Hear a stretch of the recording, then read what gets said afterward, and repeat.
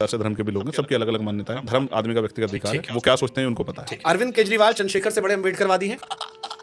क्यों? वो तो कह रहे हैं कि दलित के बच्चों को हम स्कूल में ले जाएंगे। मैंने 10 मांगे, मैंने इसी उस पे देश के प्राइम मिनिस्टर को 10 मांगों का 12 मांगों का पत्र लिखा था, उनमें से एक मांग उन्होंने अगले ही दिन लेटर से पढ़ के, और वो उन्होंने कहा मैं कल बड़ी घोषणा करने वाला। अब चेक कर लो, टाइमिंग के सब चेक कर लो। उन्होंने कहा कल बड़ी घोषणा। उन्होंने वो मांग जो मैंने कहा कि उस जो है शिक्षा में और विदेश शिक्षा के लिए स्कॉलरशिप मिलनी चाहिए, उन्होंने उसकी घोषणा कर दी।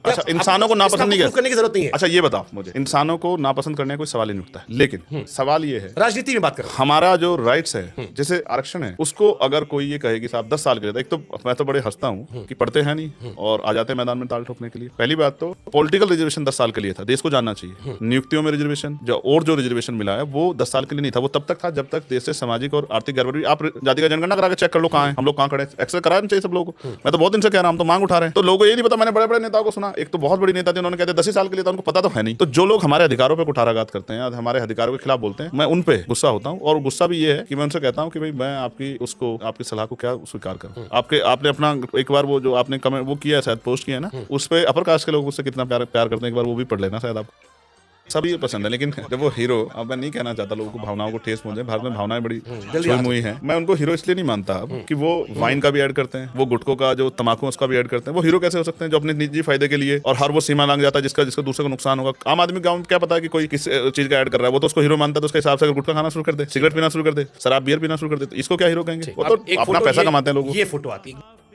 इस धर्म में भेदभाव नहीं है जातिगत आधार पर? नहीं, हमारे यहाँ नहीं है, रविदास उसमें नहीं है, आप पढ़ लेना। देखो मैं उनकी एक वाणी आपको बता देता हूँ। वो कहते हैं ऐसा चाहूं राज में जहाँ मिले सबनु अन्न, और छोट बड़े सब संबसे रविदास रहे पर सब। ये उनकी एक ऐसी वाणी है साकार, जो निराकार लंबे समय से चली आ रही है। इसका अर्थ ये है कि मैं ऐसे राज की कल्पना करता हूँ जहाँ कोई ऊंचा नीचा ना हो, जहाँ कोई छोटा बड़ा ना हो, जहाँ कोई भेदभाव ना हो, किसी के को कोई डर ना हो, किसी की हत्या ना हो, किसी का लूटपाट ना हो, किसी बहन बेटी का अपमान ना हो, और खाने के लिए सबको अन्न की, तन रखने के लिए कपड़े की, सर ढकने के लिए छत की व्यवस्था। मैं ऐसे राज व्यवस्था, उसको उन्होंने नाम दिया बेगमपुरा राज। मैं अपने ट्वीट में लिखता हूँ नए साल पे कि बेगमपुरा राष्ट्र बनाएंगे। बेगमपुरा का मतलब होता है वो हिंदू राष्ट्र, मुस्लिम राष्ट्र उस जैसा नहीं है। वो है बेगम का मतलब होता है बिना गम का राज, जहां किसी की जिंदगी में कोई गम ना। अब आप मुझे बताओ इसमें कौन सी गैर बराबरी? नहीं, ठीक, अच्छी बात है। मेरा आगे का सवाल वो आपको वो हर तरह की गैर बराबरी को नकारते हैं। तो आपका रिलीजन क्या है? आप हिंदू हो, बुद्धिस्ट हो, एथिस्ट हो, क्या हो? मैं इंसान हूं, मैं सभी धर्मों का सम्मान फिर भी करता कुछ तो टिक मारते होगे ना। वो तो अक्षय कुमार का डायलॉग है कि मैं इंडियन टिक कर देता हूं, बट प्रैक्टिकल लाइफ में कुछ तो लिखते होगे ना एक्टर में। और से कह रहा हूं, देखो मैं जाति के आधार पे शेड्यूल कास्ट में, क्योंकि हमने तो बनाई नहीं, एक जाति है चमार, जिसको हम यहाँ वेस्ट में जाटो कहते हैं, मैं उसमें पैदा हूं। एक बार हिंदू, अब हाँ वो भी उसमें ही। दूसरी बात, हिंदू उसमें कहने में क्या अफसोस है जिसमें पैदा हुआ? मैं एक मिनट पूरी कर दूं। दूसरी, हमारे यहाँ मैं पूछना चाह रहा हूं क्योंकि आप कह रहे हो कि मैं सोशल जस्टिस की बात कर रहा हूं। ठीक है, मैं आपको रिसर्च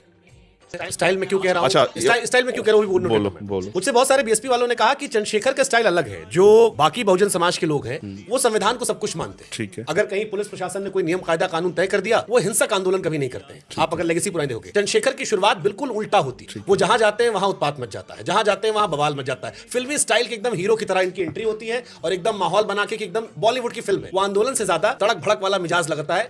अब मुझे यहाँ डिफरेंसेस आते हैं कि मकसद भले एक हो लेकिन स्टाइल बड़ा अलग है। वो गरम दल नरम दल वाला हिसाब। चलो ठीक है, मुझे बात तो पहुंची जाएगी मायावती जी तक। कई बार पहुंची है। एक बार तो लास्ट टाइम उनके यहाँ से इसने फोन उठाया, मैंने उसको डांट दिया कि मुझे दे दो, ये आप इन्हीं की तरफ से हो ना। कभी ऐसा हो कि मेरे ही लोग खड़े होकर कह रहे हैं, तो मैंने उनसे कहा कि बॉस मुझे ऐसा लगता है कि आप नहीं चाहते कि मेरी और बहन जी की बात हो जाए, तो आप ऐसा कर रहे हो। तो उन्होंने एक लाइन मुझसे कही, वो बस लास्ट फोन था मेरी तरफ से उस तरह से कि हम बहन जी के यहाँ काम करते हैं, हम वही करते हैं जो बहन जी कहते हैं, हम अपनी तरफ से कुछ नहीं करते। कोई नहीं, कोशिश हम ट्वीट के जरिए डालेंगे, मायावती जी को भी टैग मारेंगे। घंटी तो जा रही है। हाँ, जय भीम। मैं चंद्रशेखर आजाद बोल रहा हूँ, लोकसभा सांसद। मैं चंद्रशेखर आजाद बोल रहा हूँ, लोकसभा सांसद नगीना।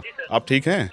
बीएसपी ऑफिस का नंबर है, मैं बहन जी से मिलना चाहता था, क्या संभव हो सकता है? आप मेरी बात पहुंचा दो उन तक। सर मैं नोट किए ले रहा हूं। ले लो। चंद्रशेखर आजाद जी नंबर सर चाहिए? हाँ यही नंबर है, मेरा पर्सनल है। जो भी आप समय दोगे मैं आ जाऊंगा। मैं दोबारा फोन करके पूछूं या आप लोग खुद कॉल कर देंगे? नहीं सर, हम बताएंगे। अच्छा, जय भीम। ठीक है, आपको कोई और नंबर मिला दिया होगा, आप ही निकाल दो गूगल पे उनके ऑफिस का नंबर, और मुझे फोन दे दो, मेरा कोई भी एक फोन दे दो, मैं भी आप अपने फोन से करूंगा, आपको ये भी ना। ये देखो प्रैक्टिकल है। अभी मुझसे किसने 6 दिसंबर को कहा, आप में से कोई निकाल देना गूगल पे बीएसपी पार्टी के जो ऑफिस है वहाँ का नंबर। तो उसने कहा कि बॉस आप क्यों नहीं जाके मिलते? मैंने कहा बॉस वो लीडर है, मैं बिना परमिशन के कैसे जा सकता हूँ? मैं फोन करता हूँ, उधर से कोई रिप्लाई नहीं आएगा तो मैं क्या कर सकता हूँ? मैंने इस पे भी जब लोगों से पढ़ना शुरू किया और बीएसपी के लोगों से बात फोन आ गया, तो फोन मिलाने के बाद ये वाली मैं आपको बात बताऊंगा कि बीएसपी के लोग आपके बारे में क्या सोचते हैं। कंगन को आरसी क्या, पढ़े लिखे को फारसी क्या, मैं मंगा देता हूँ। अभी उनके नंबर पर कॉल करता हूँ और अभी आपके सामने कहूंगा, मेरे पास रिकॉर्डेड है बहुत सारी चीजें, आपके जो दर्शक हैं उनको पता लग जाए। मैं कहूंगा कि मैं चंद्रशेखर आजाद बोल रहा हूँ, मेंबर ऑफ पार्लियामेंट, और मैं आपसे मिलना चाहता हूँ। आप मुझे समय बता दो, 1 दिन 2 दिन 10 दिन महीना 2 महीने, आप बता दो। मेरा फोन दे फिर भी लगातार उनके लोग, और वो लगातार, जैसे मैं दिल्ली में पकड़ा गया तब पार्टी भी नहीं थी, एनआरसी का आंदोलन था, कोई पूछने वाला नहीं था, सारे मुस्लिम भाई परेशान थे, तो मैं आंदोलन में चला गया, तो बीजेपी मेरे खिलाफ नहीं कुछ कर पाई। बेंजी ने ट्वीट किया कि चंद्रशेखर चले जाते हैं चंदे के लिए, अभी यूपी में तो प्रोटेस्ट करने दिल्ली में जाके कर रहे हैं। तो मैंने सोचा कि यार मैं तो उनसे लड़ नहीं रहा हूँ, वो तो मुझसे लगातार लड़ रही है। फिर हमारे लोगों ने तय किया, और ये बात चर्चा हुई 2-3 दिन 4 दिन 5 दिन की, बोस ये जो लोग लड़ रहे हैं आज जमीन पे, पाठशाला खोल रहे हैं, अन्याय होता जाकर आंदोलन करते हैं, मुकदमे लगता है, कोई नहीं सुनता है, तो हमें अब राजनीतिक दल बना लेना चाहिए। मायावती से मिले हो? नहीं। कभी मुलाकात नहीं हुई? कोशिश की आपने? बहुत कोशिश की, एक कोशिश कहोगे तो आपके यहाँ भी कर लेंगे, मैं आप कहोगे तो मैं फोन उठा लूंगा। अभी मुझे कई लोग कहते हैं कि आप अखिलेश जी से मिलने जा सकते हो, राज जी से, हाँ, ये बहुत सवाल आया था कि ओवैसी से लेकर आप सबसे मिल सकते हो, मायावती से क्यों नहीं मिलते? आपने मुझसे कैसे टच किया? Social media. जब भीम आर्मी के लोग यही काम कर रहे थे जो आप चाहते थे, जो आपने कहा, तो हमसे ये सवाल पूछा गया, आप ही के हितैषी लोगों ने मैं पूछा। उसको वो कर, मैं उसी की बात कर रहा हूँ, अब मैं आप में उन्हीं का जवाब दूंगा ना। तो जब हमने ये काम किया तो हमें भी बैक सपोर्ट की जरूरत थी। हम 17 में जेल में गए, 16 महीने जेल में रहे, एक आदमी हमारे साथ नहीं खड़ा था। मैं मेरे ख्याल की बात होती तो मैं सह लेता। ऐसे बहुत सारे बच्चे थे जिनको पीटा गया, करंट तक लगाया गया, पुलिस ने बहुत जुल्म किए, और हमारे नेताओं ने कहा कि इनका हमारा कोई मतलब नहीं है, तो एजेंट है फलानी पार्टी, किस तरह के एक लाइन करके खत्म कर दिया। बहुत दिनों तक 2019 में मैं बाहर आया, 18 में बाहर आया, 2019 में लोकसभा का चुनाव हुआ। मैं आज आपको ऑन रिकॉर्ड, आप गूगल पे सर्च कर लो, 13 जनवरी 2019 को हमने रैली की, BSP Samajwadi RLD alliance declare हो गया था। हमने रैली करके कहा कि हम पूरे देश में इस अलायंस के लिए प्रचार करेंगे, हम इनको समर्थन। मैं 2019 तक की बात कर रहा हूँ, आप चेक कर सकते हैं। मेरी एक अच्छी बात यह है कि मैं झूठ नहीं बोलता हूँ, जो कहना होगा कह दूंगा। तो 2019 में जब इनको सपोर्ट कर दिया, तो फिर हमारे लोगों ने कहा कि आपको भी लड़ना चाहिए। मैंने कहा कि मैं प्राइम मिनिस्टर के खिलाफ लड़ूंगा। तो मैंने यही 15 मार्च को घोषणा की कि मैं प्राइम मिनिस्टर के खिलाफ लड़ूंगा। जनवरी में हमने इनके फेवर में कर दी, और 15 मार्च को हमने यहाँ काशीराम साहब की जन्म जयंती के अवसर पर जंतर मंतर पर ऐलान किया। तो बेंजी ने एक ट्वीट किया, कहा कि चंद्रशेखर ये फलानी पार्टी से जो है रिलेटेड है, देखिए मोदी जी को जिताने के लिए चले गए, क्योंकि ये कुछ वोट काटेंगे, उससे मोदी जी को फायदा होगा, ये बहुजन समाज के वोट काटेंगे। तो मैंने कहा चलो भाई इसको भी छोड़ो यार, काहे को मोदी जी को फायदा करना। तो मैंने उसको चुनाव को विड्रॉ कर दिया। फिर भी लगातार अलग से बनके बीएसपी बना, ये समझना पड़ेगा। आरपीआई के लोगों ने तय किया कि हम काशीराम साहब के जरिए कोई काम नहीं चाहते, और हम काशीराम साहब से ज्यादा समझदार हैं, या हम ज्यादा अच्छी तरह से मूवमेंट को चला सकते हैं। काशीराम बेफालतू में, बेफजूल में अपना दिमाग उलझा रहे हैं, उनको कोई अनुभव नहीं, तो इनके जरिए नहीं करेंगे। निराश होकर काशीराम साहब दिल्ली आए, दिल्ली में आके अपनी जेब से जो पैसा था उस पैसे से एमसीडी का चुनाव लड़ा, 25 सीटों पे, सबकी जमान जब हार नहीं मानी। फिर बाम से DS4, do you know DS4? सुना है, दलित शोषित समाज संघर्ष समिति, इसके बैनर पे चुनाव लड़े। फिर उसके बाद लगा कि नहीं, सिर्फ दलितों से काम नहीं चलेगा, फिर बहुजन समाज बनाया, फिर बहुजन समाज पार्टी बनाई, फिर 85% लोगों को जोड़ा। तो काशीराम साहब से जो उन्होंने किया वही मैंने सीखा। मैंने बहुत प्रयास किया बीएसपी में, बीएसपी के लिए मिलकर काम करें। आप 2017 से पहले पता कर लेंगे, 2017 में भी इलेक्शन में आप पता कर लेंगे, मैं हाथी वाला झंडा लेके घूम रहा हूँ बीएसपी नेताओं के साथ। आप कभी आओ मेरे यहाँ पे, रिसर्च करना चाहिए हर व्यक्ति के बारे में, तो वो बता देंगे कि मैंने आखिरी समय पे बीएसपी का झंडा घर से कब उतारा। हम लोगों ने बिना किसी स्वार्थ के काम किया। लेकिन जब अब फिर ये भी समझो, मैं आज आपके सामने स्पष्ट तौर पर कह रहा हूँ, कोई भी सामाजिक मूवमेंट तब तक आसानी से कामयाब नहीं हो सकती जब तक उसके पीछे कोई पॉलिटिकल सपोर्ट ना हो। आज आरएसएस को ही के पीछे से आप बीजेपी का बैक सपोर्ट हटा दो, तो आरएसएस के लोग जिस विचारधारा को लेकर जाते हैं, तो उनके विरोध में बहुत सारे लोग होंगे, तो उनको मार पड़ेगी सड़क पे, उन पर मुकदमे होंगे, जहां उनके विरोधी विचारधारा के लोगों को भेज देंगे।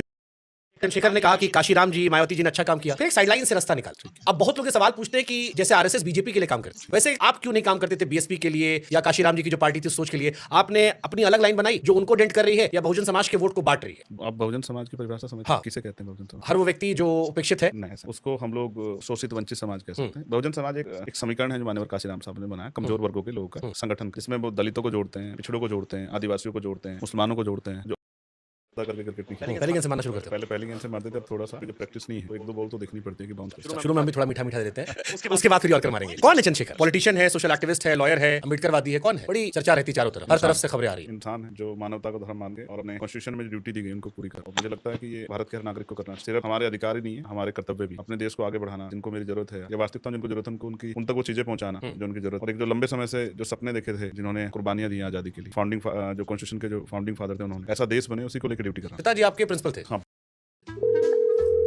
घंटी तो जा रही है। हेलो, हाँ, जय भीम।